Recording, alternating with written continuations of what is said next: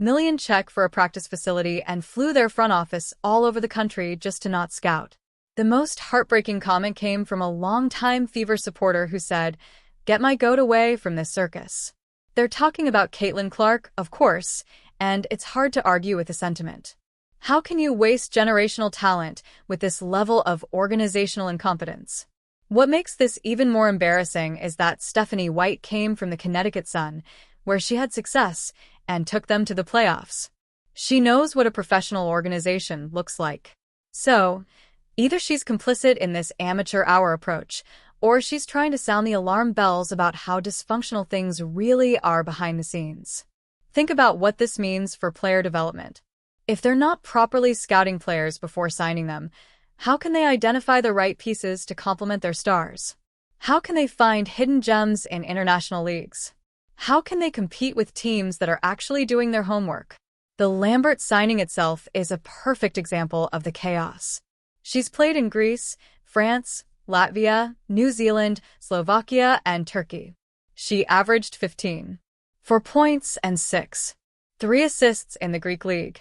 Those are decent numbers, but the Greek league isn't exactly the cream of the crop in European basketball. Olympiacos, her team, got destroyed every time they played in EuroLeague competition.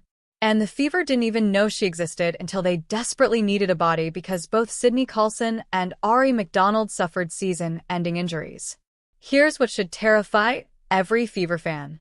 White also mentioned that all three assistant coaches had coached Lambert in Athletes Unlimited. They're making roster decisions based on a gimmick league where the rules are different, the competition is questionable, and individual stats matter more than team success. It's like drafting an NFL player because they won a flag football tournament. The contrast with how other teams operate is shocking. Rachel Dida, who isn't even a scout, probably knows more about international players than the Fever's entire front office. She's been spotted at games overseas taking notes, evaluating talent.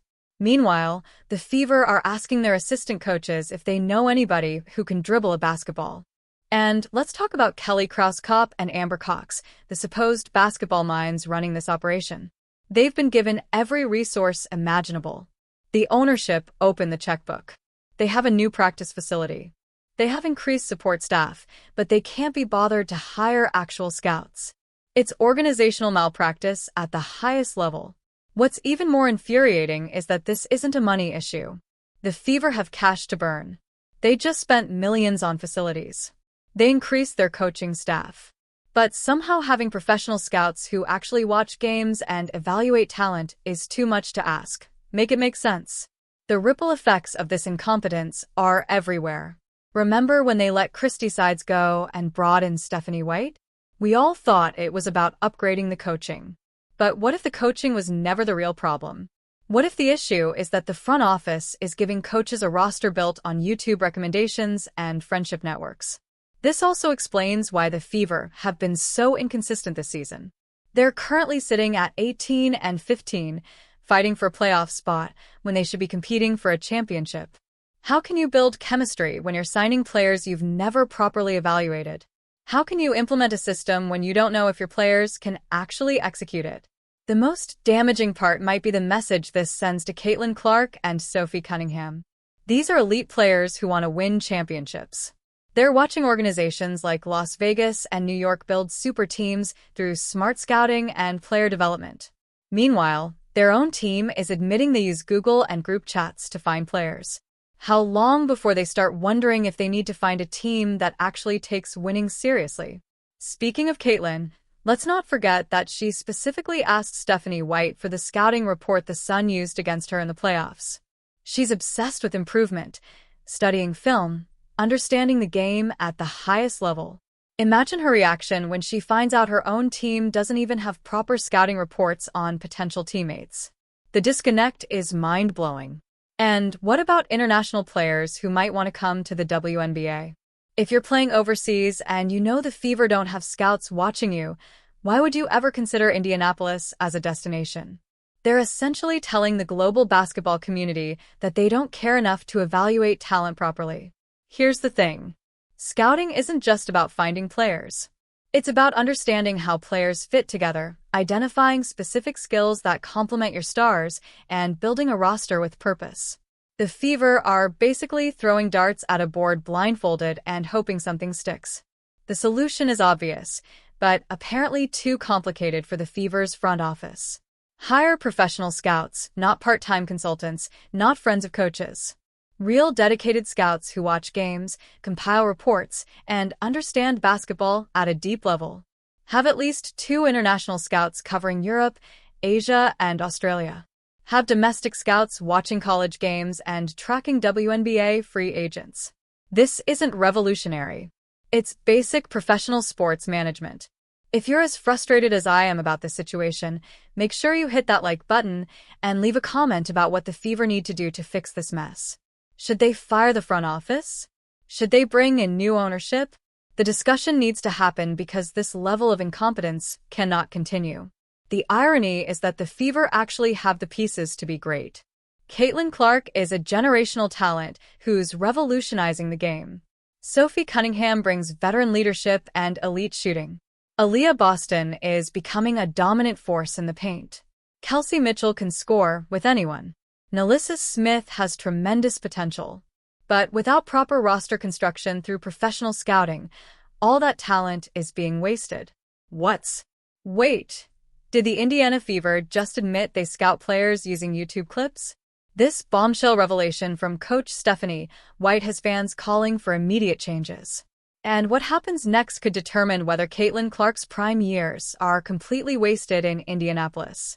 But before we dive into this absolute chaos, if you're a true WNBA fan who wants the inside scoop on what's really happening behind closed doors, hit that subscribe button right now because we're about to expose something that nobody else is talking about. Picture this. The Indiana Fever just spent $78 million on a state-of-the-art practice facility. They flew their front office executives all over the world during the offseason. They brought in a championship-winning coach in Stephanie White. And then, in one jaw-dropping press conference, White basically admitted they're scouting players the same way your 12-year-old cousin picks his fantasy basketball team by watching YouTube highlights and asking friends for recommendations. I'm not joking. This actually happened. The confession came when White was asked about their newest signing, Kira Lambert, a guard they just brought in on a 7-day emergency contract. Here's where it gets absolutely wild. When a reporter asked if Lambert had been on their radar before, White's response was a simple, devastating no. Think about that for a second.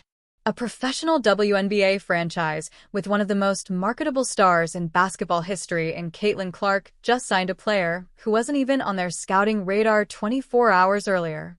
But it gets worse. So much worse. When pressed about how they found Lambert, White actually said, and I quote, "It's seeing film, watching clips, talking to contacts and connections." She literally said, watching clips, not comprehensive scouting reports, not professional evaluations. Clips as in the same highlights you and I watch on social media while eating breakfast. The most damning part, White admitted that assistant coach Brienne January has been super helpful because she has a lot of contacts overseas who have seen Kira play. Translation: they're relying on text messages and phone calls from friends instead of having actual professional scouts evaluate talent. It's like trying to buy a house based on your neighbor's Instagram stories instead of getting a proper inspection. And here's the kicker that should have every Fever fan demanding answers. They mentioned that their assistant coaches knew Lambert from Athletes Unlimited. For those who don't know, AU is basically pickup basketball with different rules. It's exhibition basketball at best. That's like saying you scouted someone for the NBA because you saw them at the YMCA. The level of incompetence here is actually staggering. Let's put this in perspective. Other WNBA teams have dedicated international scouts. The Las Vegas Aces have a whole department analyzing overseas leagues. The New York Liberty invest millions in player evaluation. Meanwhile, the Indiana Fever are out here playing telephone with assistant coaches and scrolling through YouTube like they're trying to learn how to fix a leaky faucet. This explains so much about their recent roster decisions. Remember when they drafted Bree Hall with the 20th pick and then cut her after training camp? Now, we know why. They probably watched a 3-minute highlight reel and called it a day. They could have drafted Lucy Olson, who's now thriving with the Washington Mystics, but instead they went with someone they clearly didn't properly evaluate. The timing of this revelation couldn't be worse. Caitlin Clark is in her prime. Sophie Cunningham just joined the team and is ready to contribute. Aaliyah Boston is developing into an elite player. This should be the time when the organization goes all in on building a championship roster. Instead, they're admitting they don't even have basic scouting infrastructure in place. Fans on social media are absolutely losing it, and honestly, they have every right to be furious. One fan tweeted, "They scouted based on past relationships and highlights on Twitter. You can't make this up." Another pointed out the absurdity. This organization wrote a $78. Particularly frustrating is that this revelation came out almost by accident. White wasn't trying to expose the organization's failures. She was just answering questions honestly, which makes you wonder what other amateur hour practices are happening behind closed doors that we don't know about. The comparison to how Caitlin Clark approaches the game makes this even more embarrassing. She's known for her meticulous preparation, studying hours of film, understanding every opponent's tendencies. She represents excellence and professionalism. Meanwhile, her organization is out here using WhatsApp messages and YouTube searches to build a roster. The contrast couldn't be more stark. And let's not forget the broader context here. The WNBA is growing rapidly. Television ratings are up. Attendance is breaking records. Corporate sponsors are investing millions. This is the moment when organizations need to step up and match the league's ambition. Instead, the Fever are operating like it's still 1997. The fact that Stephanie White had to leave the team briefly for personal reasons earlier this season now takes on new meaning. Imagine trying to coach at the highest level when your front office is giving you players they found through Instagram DMs. The stress must be overwhelming. Here's what needs to happen immediately. First, Kelly Krauskopf and Amber Cox need to explain this disaster to the fans. No corporate speak, no deflection. A real explanation of why they don't have professional scouting in place. Second, they need to announce a plan to hire at least 5 full-time scouts before next season. Third, they need to show Caitlin Clark and Sophie Cunningham that this organization is serious about winning. The alternative is too depressing to consider. If the Fever continue down this path, they risk wasting the Caitlin Clark era. They risk becoming a laughingstock in a league that's finally getting the respect it deserves. They risk losing not just games, but an entire generation of fans who came to watch excellence and instead got incompetence.